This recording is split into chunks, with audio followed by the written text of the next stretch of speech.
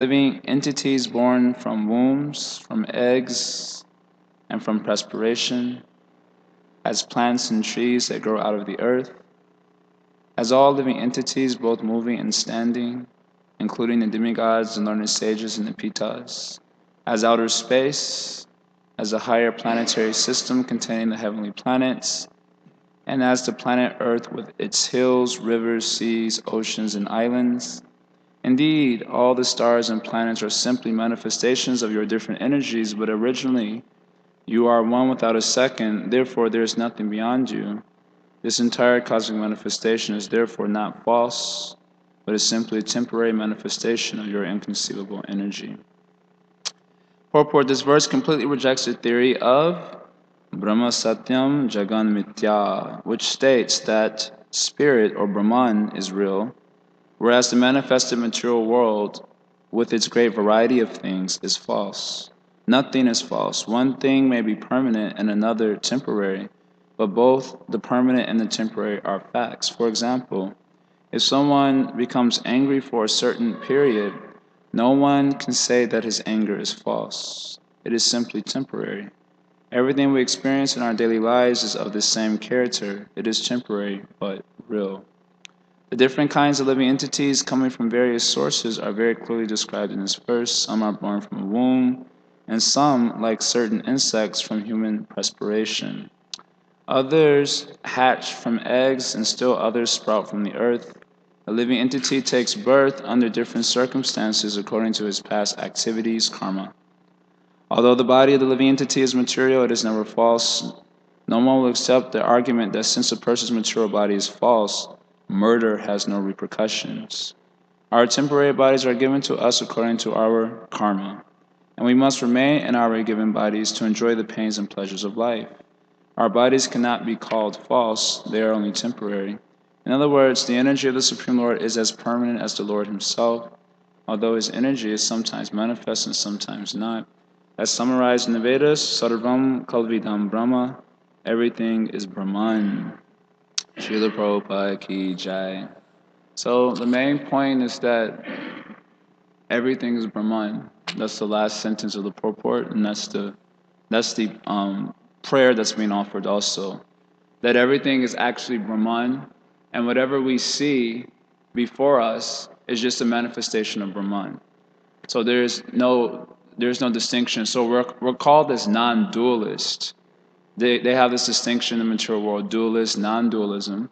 And sometimes devotees think that we're dualists because, I'm here and Krishna's there, therefore there's two of us, and therefore we're dualists. But actually, we're also non-dualists.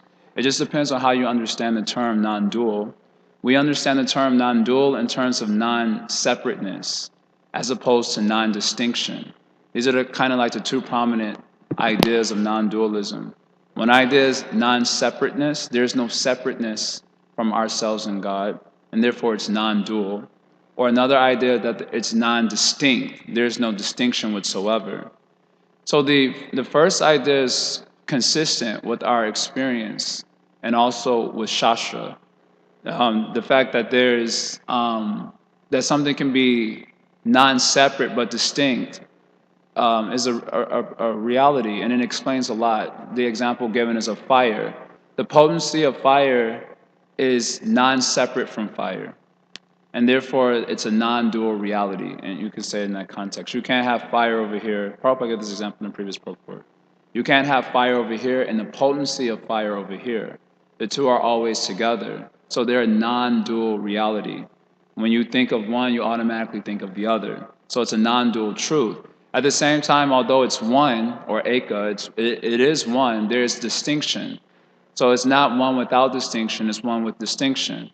Although fire and heat and light are one, they're distinct because you can describe the fire in terms of the potency. So there's a distinction between the potent and the potency.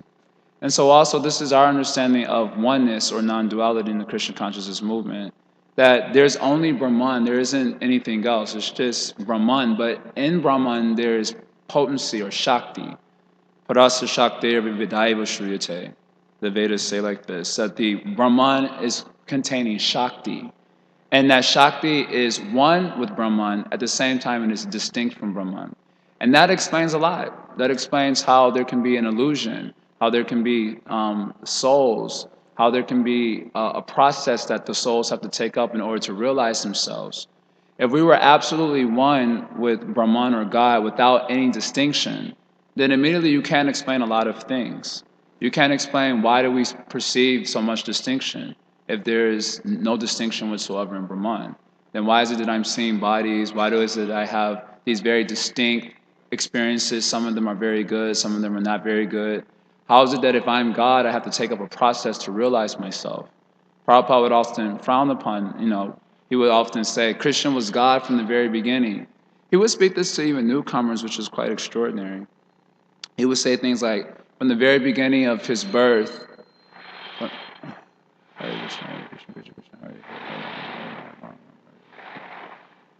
he would say things like, from the very beginning of his birth, he was killing Putana demon.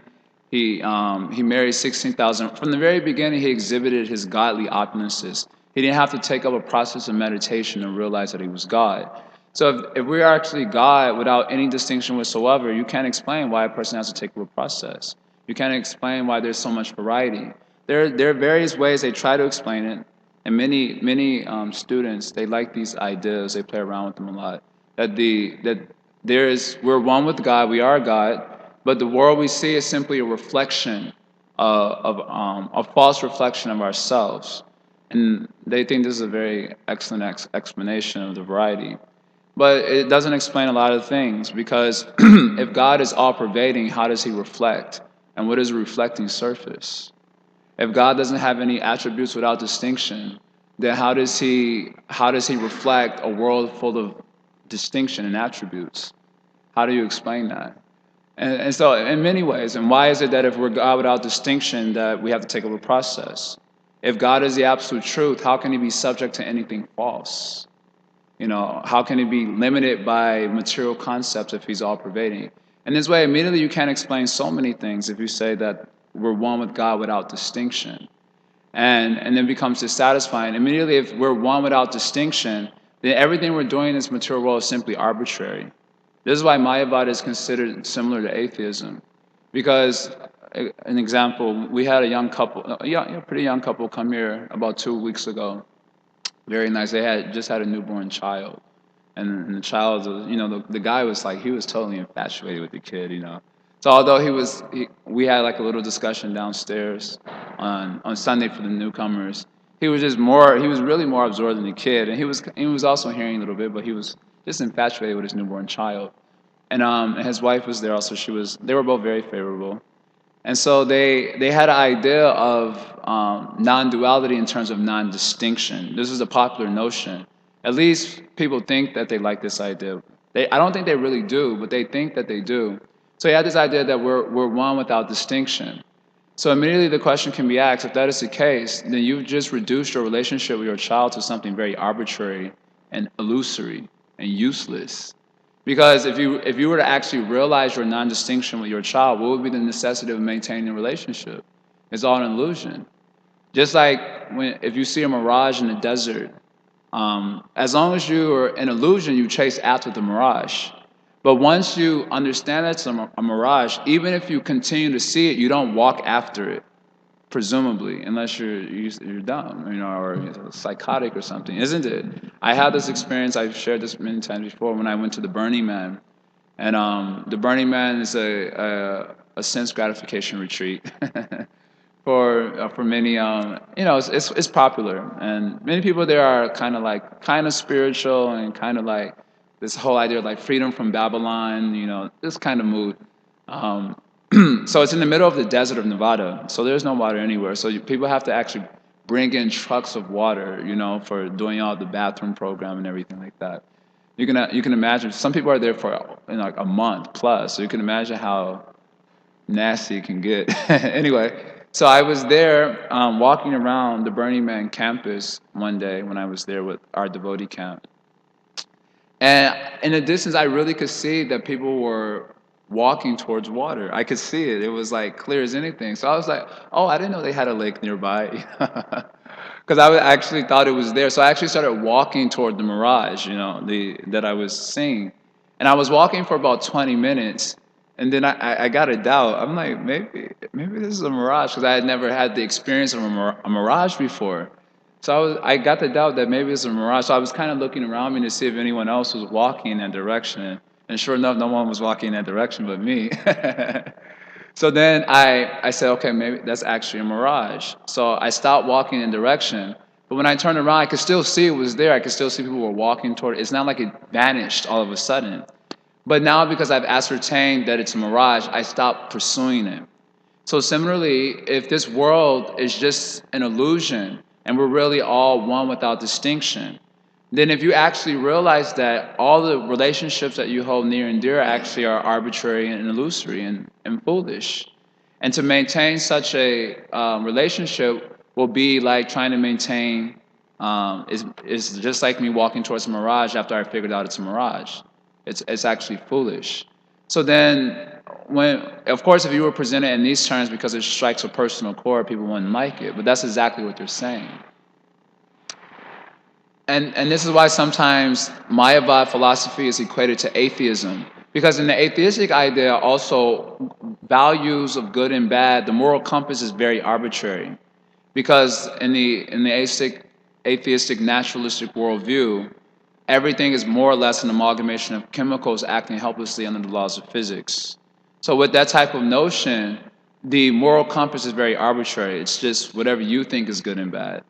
Out of a naturalistic concept, where you have an idea that the world is just an amalgamation of chemicals acting helplessly under physical laws, then you can't objectively speak about morality. It's just like your opinion. Someone says this is good, and someone else says killing. Someone else says killing is bad, and someone else says killing is good. And what's the naturalistic objectivity on that point?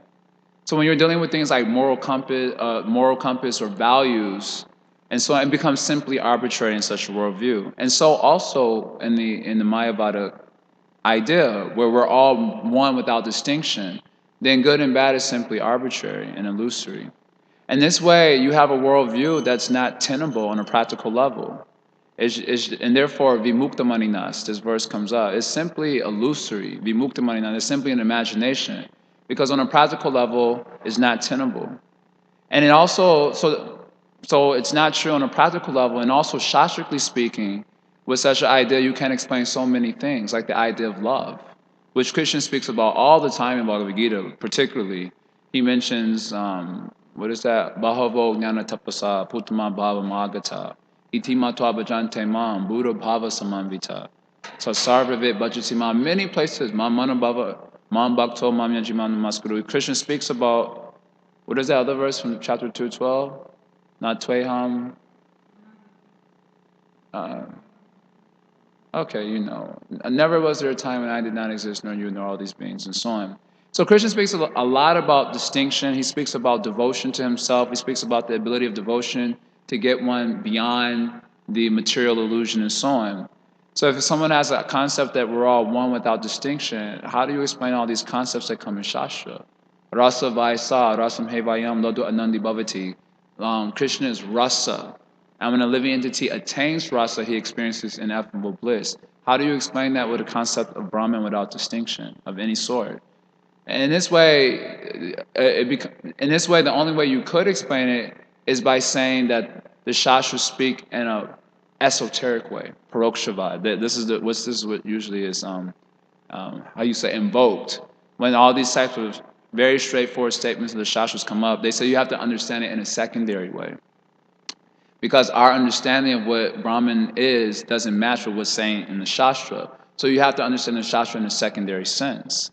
But in Shastra hermeneutics, that's not the way of understanding. Lord Chaitanya argues this when he's speaking to the Mayavadis in Benares. He says Shastra is the direct state meaning of Shastra is supposed to be accepted.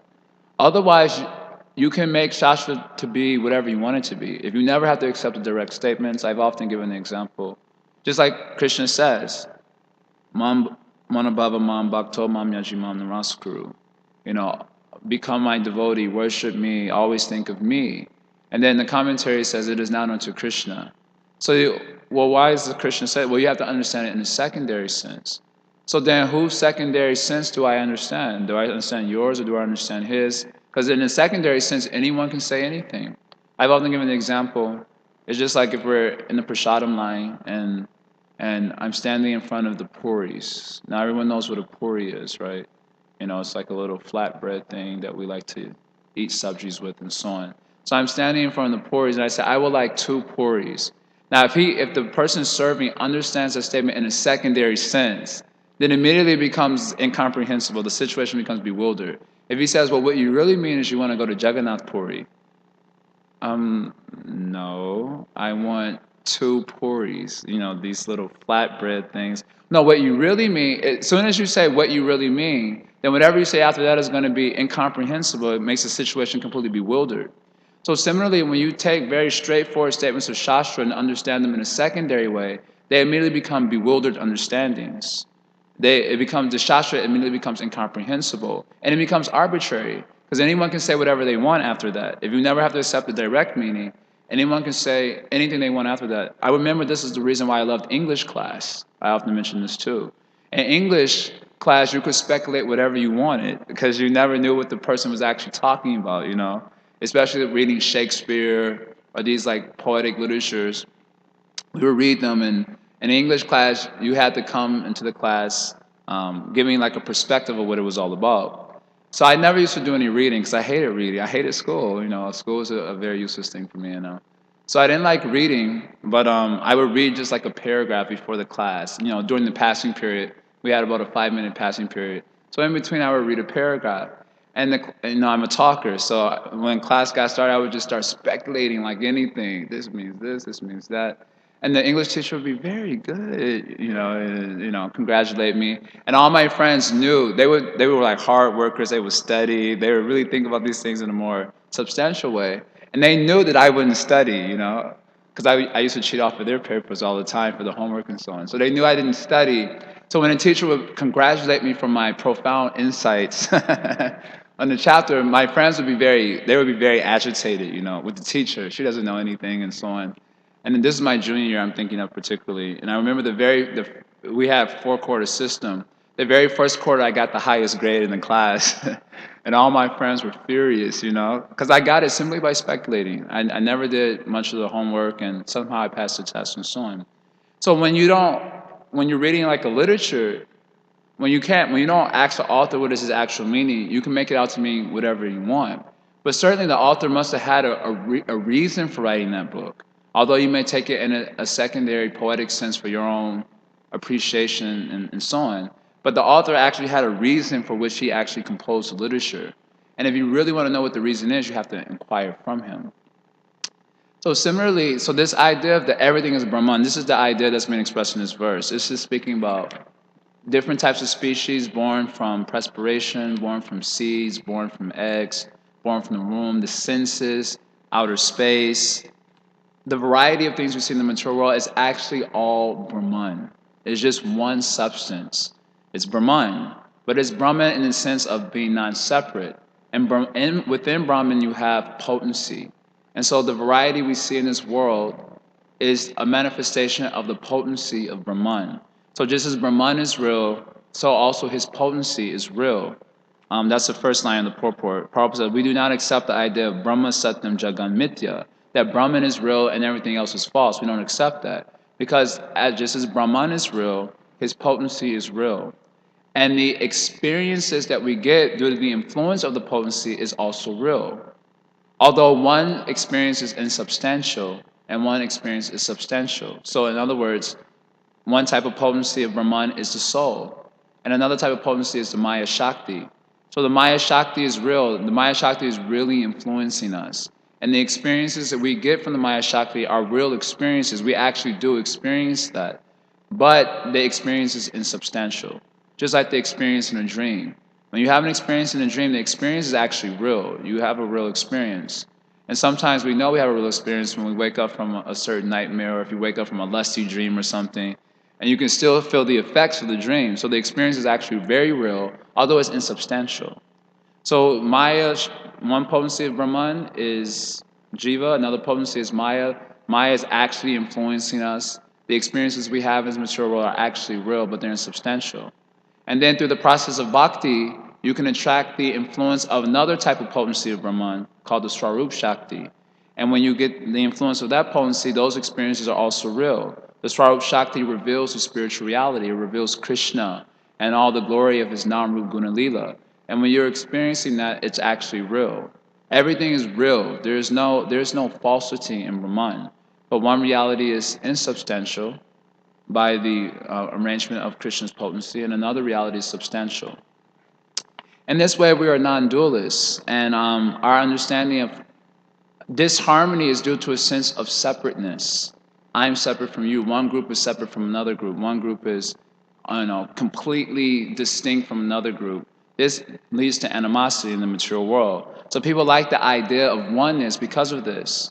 And oneness, we can be freed of the animosity that comes due to the sense of distinction or separateness. But in our idea, that is also possible. Yes, there's oneness when we all become one in idea of service to God. Just like a nation can become one on a patriotic level. Although there's so many persons in one nation, they all have their individuality.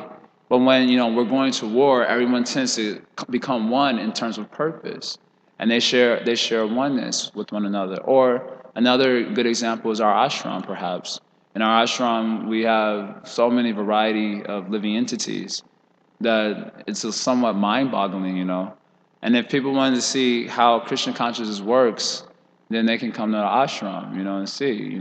Obviously, many of us wouldn't have anything to do with one another aside from the principle of Krishna. And even within the principle of Krishna, we have trouble dealing with one another, sometimes or most of the time. But we are able to overcome those obstacles to whatever degree, however feeble or strong, because of the principle of Krishna consciousness that causes us to seek a higher level of consciousness and so on. So in this way, we have a philosophy that's practically tenable and shastrically correct and beautiful. And this is what we're all, in this way we're non-dualists in a profound sense of the term. So that's my discussion. You want to say anything? Ask anything? I described everything. Is that good? Very nice class. And regarding that Brahma, Satya, Jagat, Mithya, Srila Prabhupada gave a very nice example. That a tax collector, when tax collector collects the tax, property tax, for example, then he gave example that we have to burn the house. So that is not the solution. Supposed to evade, that the property tax, one cannot burn the house. Yeah. That is a nice example he gave. And like in connection to that, the body is material, that doesn't mean we can murder it. That he gave in purport. Yeah. So that's what. And You got the example? Yeah. Yeah, because the government is taking property tax and you don't like that, you can't burn the house. Instead, I'll be free from this property tax. That was from the purport. Srila Prabhupada said, just because the body is temporary doesn't mean you can kill it. And no one will accept such an idea like that. So although there are temporary realities, they are real. And you have to really acknowledge them. And if you don't, you're going to really suffer the consequences in the form of karma. And on a smaller level, the police or something like that. Yeah. So you were talking about you have to take the statements of Shastras directly and with their direct meaning, and not see the secondary meaning or something like that. So Yes, unless paradoxical statements, such as a statement in the Ishopanishad where Krishna says, "You walk and he walks and he doesn't walk. He's very far." And these are obviously they're not contradictions; they're paradoxical. Paradoxes are meant to help you slow down and think. Our tendency is to go zoom, zoom, zoom, zoom, zoom, zoom, zoom. So the Shastra will throw a paradox at you, so it'll make you stop and think. And that way you can try to understand what is the... So in those situations, interpretation is required. it has to be understood in a secondary sense. But otherwise, other simple statements like surrender unto me, that's pretty clear.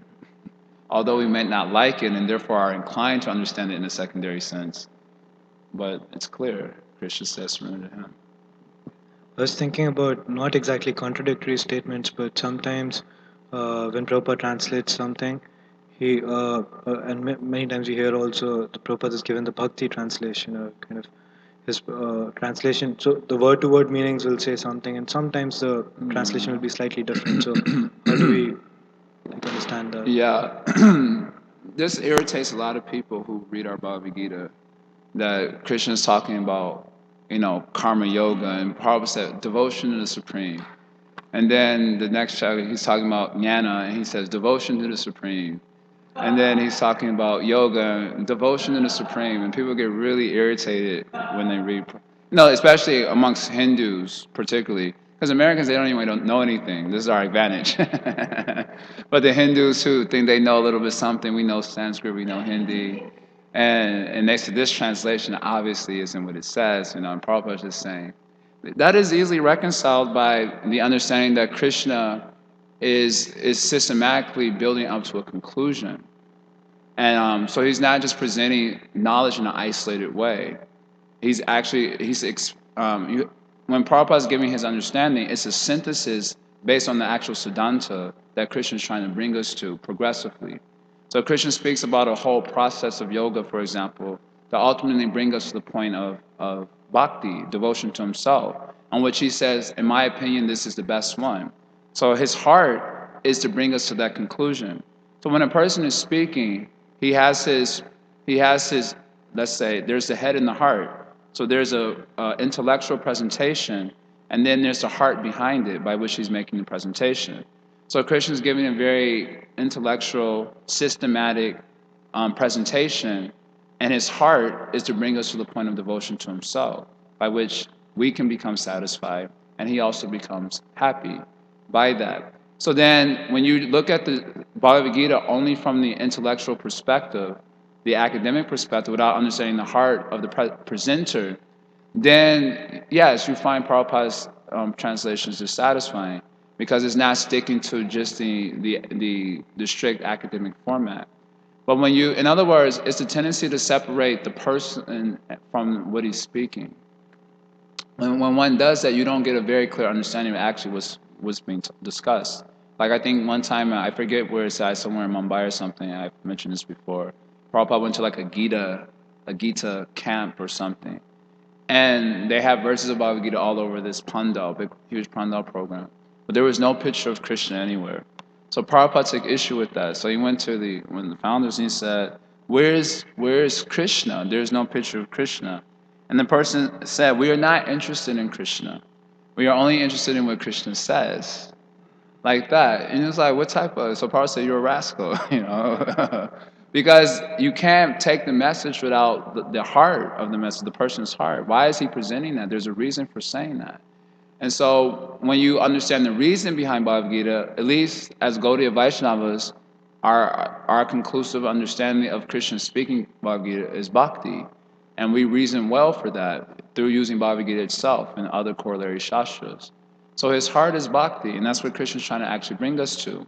Now, because people don't understand that, when they read Bhagavad Gita, the tendency is to take whatever you like, because you're not considering the person behind the message. So I like this aspect, I like that aspect. I remember going to one yoga website, and someone said the essence of Bhagavad Gita is meditation on the chakra system. And they quoted some obscure verse from chapter 6 Bhagavad Gita that had nothing to do with anything conclusive in the message of Gita and so on. In fact, in that very chapter, Krishna says, I think this one is the best. Bhakti, they didn't quote that one though. And so in this way, when you take a message without the person, the tendency is just to take what you like. And in that way we can always argue what is the actual message. But once you inject the person into the picture, it's much harder to do that. So in Prabhupada's translations, he's preventing us, however much it is to our dismay, but he's preventing us from getting bewildered about what the actual heart of Krishna is in his presenting the Bhagavad Gita. His actual heart is to bring us to the point of bhakti. And so every purport will remind us of that conclusion. And we won't know that it's a conclusion so much until we come to the end of the Bhagavad Gita. Oh, this is actually what Krishna's trying to say. So for persons who think that they have the ability to read Shastra without the help of the acharyas who know the heart of God, then shame on them. Then they will always be bewildered, and they'll always be arguing about what is the actual conclusion. But if you take the heart of God, which is known by the acharyas, as Krishna says to who is that? Devas Muni, the devotees are my heart, and I am the heart of devotees. They know no one but me, I know no one but them. So they know the heart of God. So then their presentation of what God is trying to say is what humble persons will accept as the conclusion. And it is also the recommended path of understanding. Mahajano Yena Katasapanta. What is that? How to start? Tarko Pratishta Shrutayo Vibhinam. That the absolute truth is not understood by tarka, argument, or Shrutayo Vibhinam, quoting Shastra. It is not understood by quoting Shastra even. Dharmasya Tattvam Nihitam Guhayam. The actual truth of Dharma is in the heart of self-realized persons. Therefore, one should follow them. They're the path that they mark out. Mahajanayana Katasapanta. Generally, people tend to accept Mahajans according to if they speak things that agree with their own way of thinking already. They think that is true. If a spiritual master speaks something that which is in accord with my own way of thinking already, then he is speaking truth. So they actually don't accept the Acharya, but they accept themselves. And that kind of goes on in the beginning of spiritual life. We're hearing anything that isn't in accord with my particular predilection in terms of philosophy, in terms of taste in Christian consciousness. Yata karma yata ruchi. When Uddhava asks the question, why is there so many variety of religions? Christian basically says, he gives this statement, yata karma yata ruchi. People come they come to conclusions of understandings according to their activities and according to their taste. And therefore you see so much variety. And Christian makes that point. They don't accept the person. And what is his actual conclusion? So if we're smart, we accept acharyas. And they're presenting the heart of God as such. Even amongst that, then, so many acharyas, they say so many different things and so on. And therefore the injunction to accept one acharya in the beginning. And that way move on from there. Yeah. Hare Krishna, thank you for your class. On this topic of non-dualism with distinction and without distinction, I'm wondering, do you think that the reason why people accept non-dualism without distinction because they're afraid of giving themselves? Because in the other path, in bhakti, naturally one knows I have to give myself to... Sure, definitely. As Prabhupada said, Vidaragabhaya Kroda, Mamaya Mama Pashvita, in that purport, Bahavo Jnana Tapasa Putna Ma Bhava Magata. Krishna says one has to give up attachment, fear, and anger. That's one thing you have to do. And the other thing is Bahavo Jnana Tapasa. You have to perform the austerity of gaining knowledge in order to develop love for Krishna. So Prabhupada describes there, number one, people are attached. And number two, Bhaya, they're afraid. They're afraid of being persons, Prabhupada says. That's how he translates it there. Because the experience of personhood in the material world is very unpalatable, full of heartbreak, full of complications, full of animosity. So therefore, when we hear that there's an absolute truth that's personal, we project onto the spiritual personal reality and think it's more of the same of what we're experiencing in the material world. And so the idea of non-distinction, oneness without distinction, seems so much more peaceful and wonderful and palatable. And then the other reason is Krodha. People are angry with the hypocrisy that they've experienced in traditions where the surrender to God is stressed, and I'm the representative of God, and therefore you have to surrender to me and dedicate everything to me, as our Shastras also say. And then those gurus have been shown to be fraudulent in so many ways, farcical and whimsical. And people seeing countless examples of that, especially in the age of Kali, again and again and again and again and again and again and again, they become angry. when these ideas are presented. And so why do I need an intermediary between myself and God? I'm also one with God, and therefore I can know God without any help. I don't need an intermediary. So that it's stemming from frustration with these ideas misapplied on in the material world. Fear of being a person, and also Bahavog Nanatapasa, people aren't knowledgeable. Generally we're guided by emotion than knowledge. That's the statement where Prabhupada says, religion without philosophy is sentimental, and philosophy without religion is mental speculation. So, especially in religious groups, you tend to get more of the sentimental type most of the time, because people aren't interested in philosophy. They make claims to that's not for me, or I like simple presentations, or they make these types of claims and are less interested in understanding the philosophy, at least by hearing thoroughly about the truth. We like the process of hearing, but hardly anyone hears systematically. So you hear from here, you hear from there, and it's like really fun. You get inspired, but hardly anyone's educated what the actual philosophy is about. And then someone comes along who's actually more well-read, more thoughtful in a philosophical sense on some of these topics, and they present bewildering things to these sentimentalists. And then the sentimentalists become very upset because it shakes the ground of their faith. Certain topics which are very subtle and require more deep level of thought, and so someone has done that, and the sentimentalist hasn't done that. So here comes the philosopher, I'm a devotional philosopher, and he shakes the ground of their faith, and they don't like that because they're sentimental. They haven't done the austerity of gaining knowledge, either by study or by hearing, at least by hearing, and that too, hearing systematically, so that you can actually begin to assimilate some of the messages. Of course, these things are hard to regulate because we're all individuals. We all have the inner quest is different for all of us. Some of us are very serious about it. Some of us are not so serious about it. So you can't really regulate that. And therefore, these are the certain, let's say, limitations of, let's say, an institutional application. You can't really force people to be Krishna conscious. It's really a personal choice. And you can only try to create an atmosphere that is conducive for moving in the right direction. But you can't force people.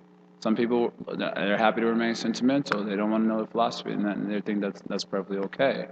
And therefore therefore they experience these anarthas in the form of illusion about philosophy, about the actual Siddhantic understanding of things. This is a type of anartha that prevents us from chanting purely. According to Bhaktivinoda Thakur, there are 4 categories of anarthas. And one of them is Tattva Brahma, illusion about philosophy. And this happens because of not hearing systematically or in study, like this. And that way, people, especially people outside, they're usually not that philosophical. Like I said, in fact, when you explain to them, for example, I was talking to my friend Varun here in the evening time one time, and I was mentioning about the scientific stance on worldview, about it basically being an amalgamation of chemicals acting helplessly under the laws of physics, and therefore you have no free will, so no one can take responsibility for any wrongdoings like that. He said, no, you still have free will. I was like, obviously you've not thought about this very deeply. No, you still have free will. Even though everything is just chemicals acting helplessly under the laws of physics, there's still free will. So that I was like, okay, you're not a philosopher, obviously, and he said, no, I'm not. But so then it means that a lot of these things are very subtle, and people, in other words, they think that they're accepting a conclusion without actually really knowing what it is that they're accepting. I think that with this idea of Brahman without different and non-different, I think people actually have that way of thinking about the topic, actually. That it's not that we're one without distinction, but we're one and distinct. I think that's the way they really think about it. But the way it's been articulated to them and the way they think they understand it is oneness without distinction. But then when you point up all these things, they don't tend to like it. I thought like that also. I remember when I first came, I was reading the Tibetan book of living and dying. And somehow from that book, I got the idea I was God. I don't know how, I don't even remember what the book is about now, but somehow I got the idea that I was God. But the way I thought of it in my mind, to be honest with you, I really thought because I'm a part of God, I'm God. which is kind of our philosophy also, part and parcel, you know. But I thought, so I'm part of God, therefore I'm also God. And I shared this story with you many times when I went downstairs to have dinner with my mother and we went to say prayer. I didn't want to say prayer because I'm like, I'm God. I don't have to pray to praying to myself would be absurd, you know, it would be ridiculous. So why would I pray? And so I wasn't praying. She said, why aren't you praying? And you know, I didn't want to tell her because I was a little afraid. And I didn't know about Christian Leela all the time. You know, I couldn't give the answer, this is my Leela. So God is afraid. So finally I told her, well, I said, you know, I'm God. You know? Don't worry, you're also God, but you just haven't realized it yet, you know. And she looked at me real heavy, and she said, if you don't sit down and pray, you know, I had to sit down and pray. And at that time, I realized maybe I'm not God, you know. If I'm scared of my skinny mother, you know, then I had a doubt if I was God or not. Later on, I came to read Science of Civilization, and Prabhu said, use the language part and parcel, you know, so you're God and distinct from God. Then I was like, that's what I was actually thinking in my mind. But the way it was articulated to me, and then subsequent misconception I got was, you know, I'm God. But once you hear it properly explained, you know, and the kind of subtler reality, then you say, oh, that's actually what I was conceiving of. So I think people do conceive of it more like a Christian conscious perspective of oneness. But the way it's been articulated to them, and because they generally tend to be sentimental, they gain a misconception from it like that. So these points, Vaya, Kroda, and lack of knowledge. Okay.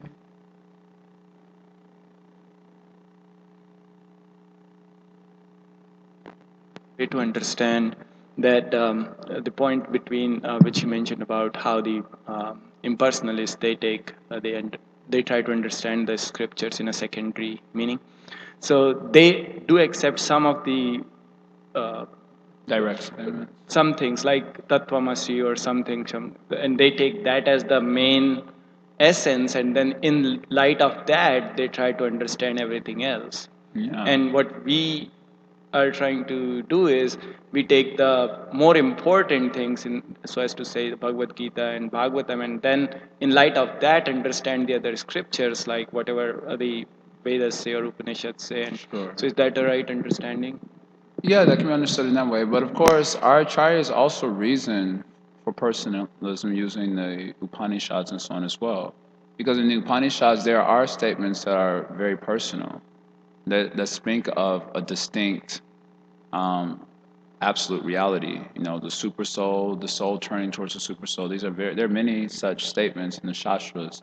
So even if you say they take those, in fact, those statements like aham brahmasmi, tattvamasi, they don't understand in the proper way also, at least as far as Gaudiya acharyas are concerned.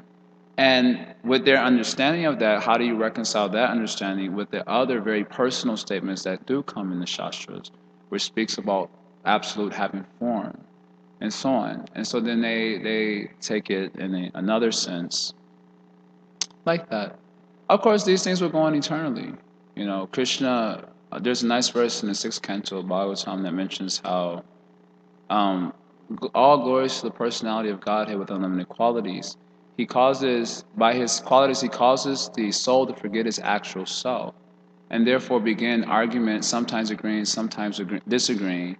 And this way, they come up and with different philosophies and arguments, and Krishna creates a situation in this world where no one is able to come to any conclusion. You know, there's a nice verse like that. I have to learn this verse because I do like this verse. He creates a situation in the world no one can come to any conclusion. So using the Shastras, that's where it says, Shrutayo Vibhina. Even by quoting Shastra, you'll not come to a conclusive understanding. It'll always be argue city, you know. So yeah, like that. Like, so can we say that understanding this, that so it's not that these scriptures are, so we accept bhakti scriptures as our main scriptures, and then in light of that we understand other scriptures. I wouldn't express it like that, because like I said, our acharyas do reason for bhakti using the Upanishadic literatures or the Shruti as well. If you want to go into an in-depth understanding of this, you can look at the Tattva Sandarbha. I think our BBT just published the first volume 6. They published a Tattva Sandarbha. In there, Jiva Goswami argues why we accept the Bhagavatam as our highest pramana. You know, in the beginning, he covers a materialistic perspective in one verse. He says, we have 4 defects, so whatever we know is insubstantial. Finish that, close that chapter. So we have to accept the Vedas. And then he argues that we only have 6% of the actual Vedic canon available to us. And that was during Jiva Goswami's time. So we can imagine it's even less now.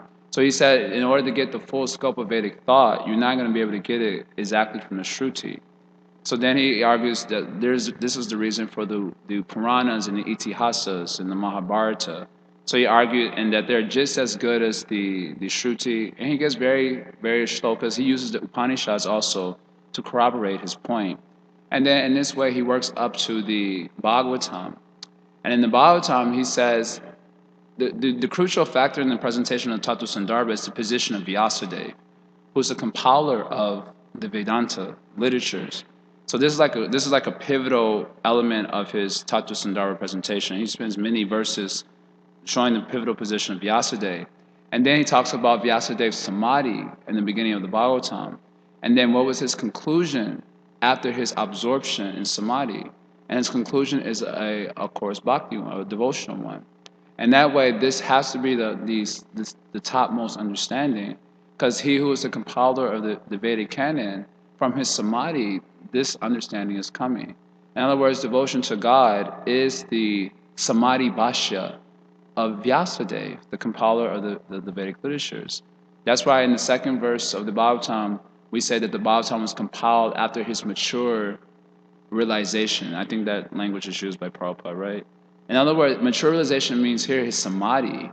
After going into samadhi, this Bhagavatam is his samadhi bhashya. It's the presentation of his absorption, and that presentation is a devotional one. And therefore, the Bhagavatam is the highest pramanam. This way, Jiva Goswami makes his arguments. So I wouldn't understand it in the first way that we're taking the bhakti literatures as to make them distinct from these other literatures which the Mayavadis or impersonals like to use. We take all the literatures, and the Acharyas reason well for bhakti using the Upanishadic literatures as well. So that's how I understand. Thank you. Can I ask one? Okay.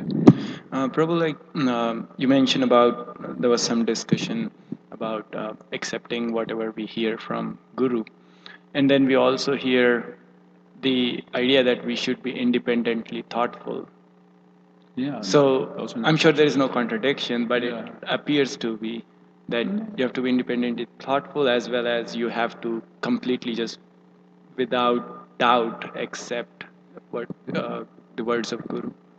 Well, that would be ideal, without doubt. But the actual reality is that inquiry is part of the relationship with Guru. Pranipatina pariprashina sevaya. So questions is a very integral part of the relationship with Guru. In fact, if you cannot put any questions forth to the Guru, then we question how substantial such a relationship actually is. Because inquiry is one of the essential elements of the relationship with the Guru.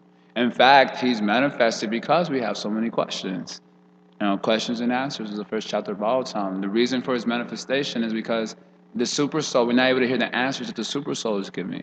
So we need an external representative to present the answers to us. So party prashna so it's not like accept the Guru without doubt, but you have some doubt, you don't say anything. Arjuna, throughout the Bhagavad Gita, is presenting his doubts very frankly, until his doubts are removed by the strong presentation of Krishna. So also is our relationship with the Guru. There should be questions. Jignasu Shaya Uttamam. In the beginning, the questions tend to be about the body and mind. Should I get married? Should I not get married? Who should I marry?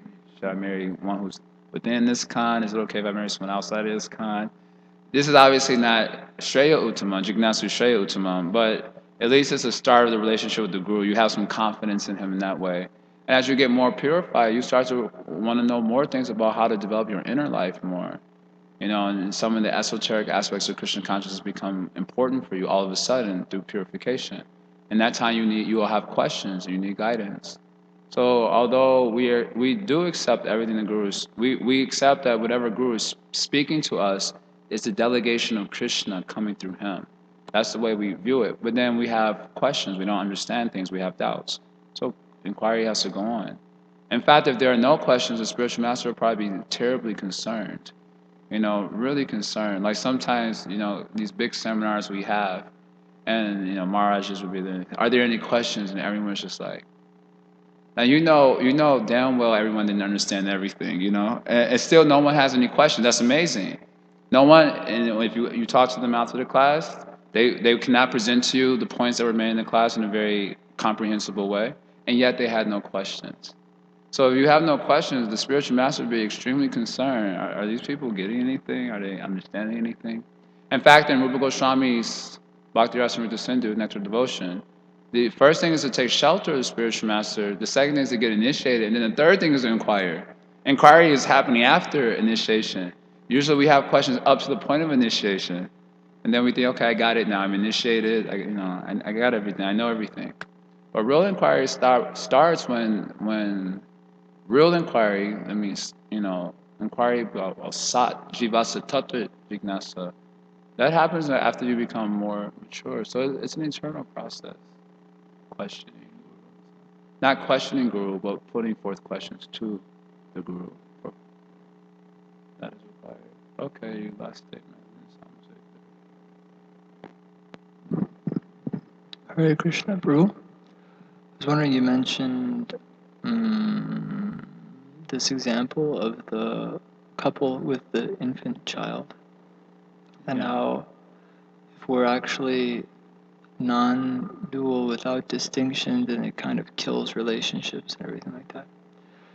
I was wondering, someone might counter, maybe not from this particular example with having the child and everything, but say like a single male college student, female, I guess. They might say, well, yeah, relationships, if you need to like feel that comfort of the relationships, then that's fine. But actually the higher reality is to realize you're completely dependent, and like that's like the real position of strength. You're completely independent. The real position of strength. Yeah, you don't need anyone else. So like relationships also, they're illusory, but like if you really need to feel that comfort, then... Yeah. Like the only problem with that type of argument, that is factually what the Gyan Marg is all about. It's just this detachment to the extreme, excuse me, and by which they become averse to material existence and everything in it, including relationships. So that is a viable process, by the way. In other words, you can offer your opinion as much as you want. They say opinions are like, anyway, I can't say that in the Bhagavatam class. There's a saying, though, many of you may be familiar with it just by me.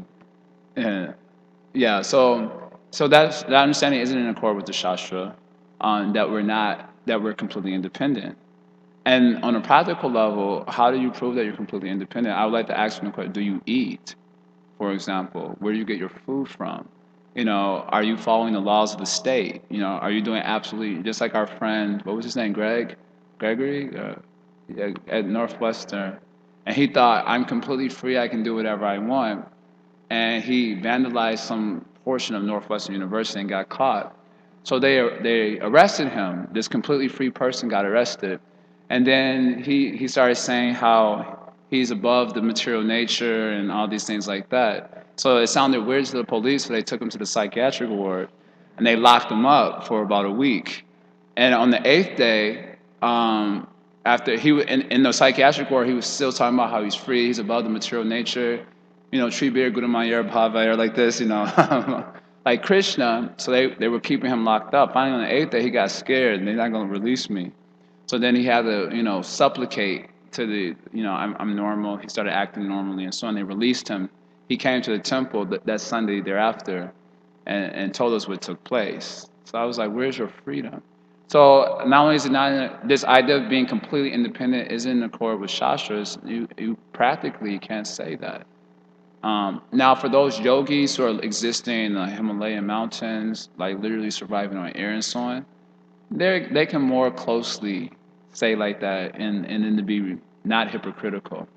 But the thing that's self-contradictory about that is that if you're independent, why do you follow a process? See, God doesn't have to follow any process because he's independent.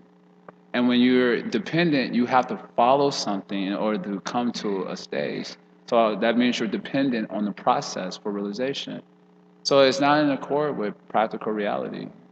Although the yogis in the mountains, which I'm sure we can hardly find few these days, will come close to convincing us that such a reality is true. That's what I would say for someone who wanted to understand intellectually. Okay, it's 8:31, and I don't know if you want to make a note, or is it you want to ask something?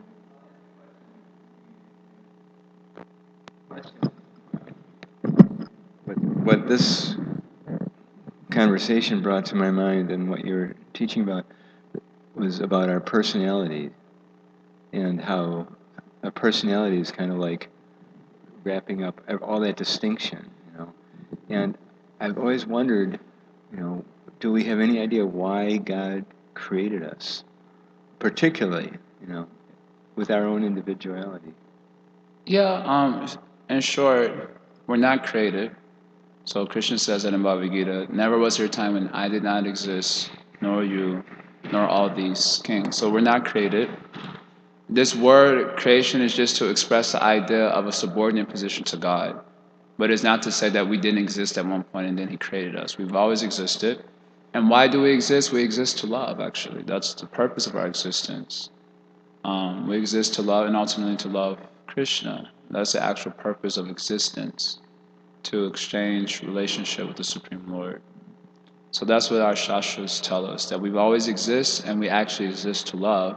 In the material world, love is reflected and perverted, and it becomes self-centered selfishness or self-extended selfishness, and therefore we suffer.